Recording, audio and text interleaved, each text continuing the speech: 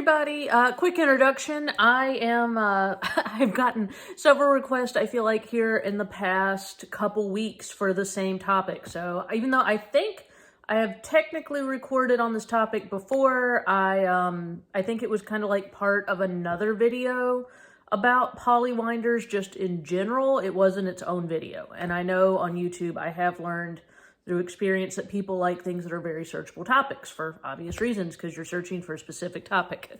So I wanted to make a specific topic video for two-plying on a PauleyWinder. So as y'all know, I'd been spinning my my yarn here. I'd been working on this bat forever because I've been busy with the kids being home. And I finally finished it, and my plan was to thread ply it. So since I was going to be thread plying that on my bullfrog, and that has the PauleyWinder on it, I was like, this is a great time.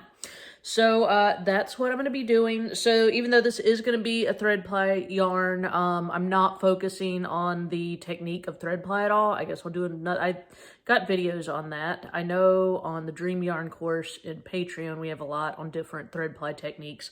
Don't know if I have one on YouTube. So if you want to see more on that, let me know. But this one is officially going to be on using the PauleyWinder to two-ply. Okay, so I literally just started this because I wanted to be able to show you. So this funny contraption here is the PauleyWinder, and there are other videos on this channel on installing the PauleyWinder, my review on the PauleyWinder, so I'm going to try not to get into all that. The general idea is that it is 3D printed. It comes from SpinOluiton. You can get them off my site, or I think just off the SpinOluiton site, whichever way you would want to do that.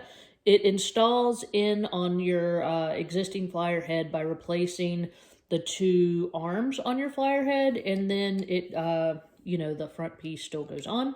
And this is my bullfrog, which normally has 16-ounce bobbins, but the one I had conveniently close to my chair when filming this was an 8-ounce bobbin, so that's why it looks a little weird. So I actually do have the 8-ounce bobbin on the 16-ounce flyer head, which is a really nice option, I think. So that's what's happening here with this setup.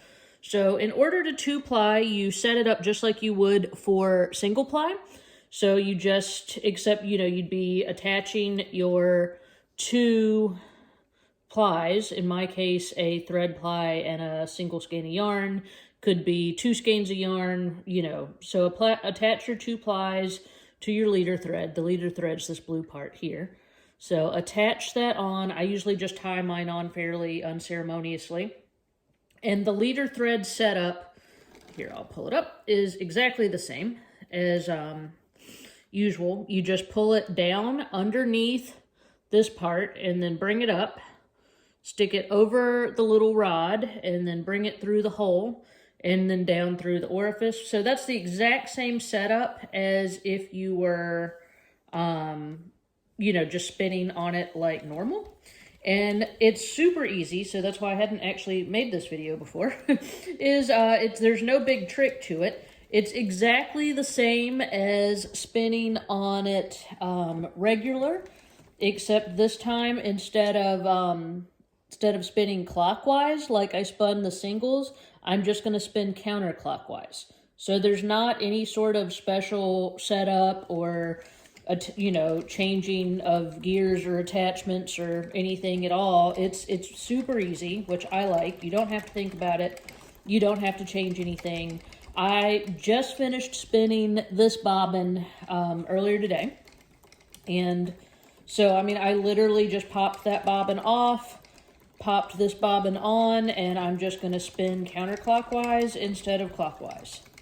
And like I said, this does look a little extra funny because this was a textured bat I was working on. It was kind of a fuzzy Romney bat. And so it made a textured, it was a blend of Romney and silk. So it was like kind of fuzzy and silky. So it made a textured single. And so I was like, oh, what the hell? Let's make a really textured yarn. So I'm doing a thread ply. And so this would even be a more quote-unquote complicated two-ply than just a regular one. And you can see there's no snags, there's no weirdness. It's great, as it always is. I have no complaints. It very easily goes right through the hoop, right through the hole, because the hole's a good size, right over this thing, And you can see already on my bobbin, it is easily winding the yarn, you know, from one side to the other. So, I mean, it's really great. I love the PauleyWinder, and it's super fun to spin on for both plying and singles. So there you go. That was my quick video on that, and I hope that answers that question for you. But yeah, it's exactly the same setup, so if you want more in-depth on that, please go watch my other videos, and it'll show you more on that. But that's how you two-ply.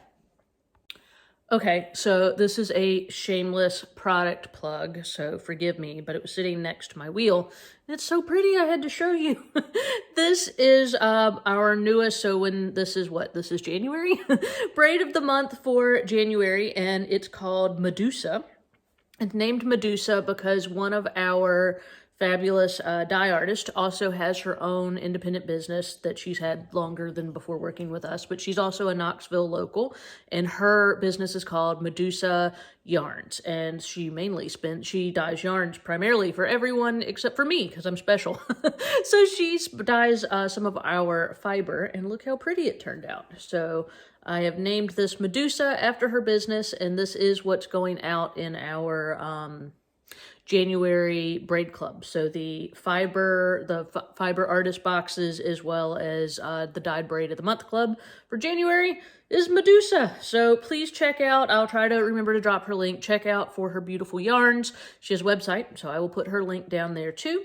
And Nicole is a super wonderful person, and I love her eye for color. But if you are watching this video and it is January, you're like, I need one of those, feel free to go sign up for it. This will be the braid of the month for all of January. And if it's not January, might not be able to get this exact braid, but they're all equally fabulous, I think. So we tried to really mix it up. So there's my shameless plug. But like I said, it was sitting here and I couldn't not show it to you. This one is a super fine merino, and it is like all of our fibers from a small US farm and mill. So yay! Have a great day.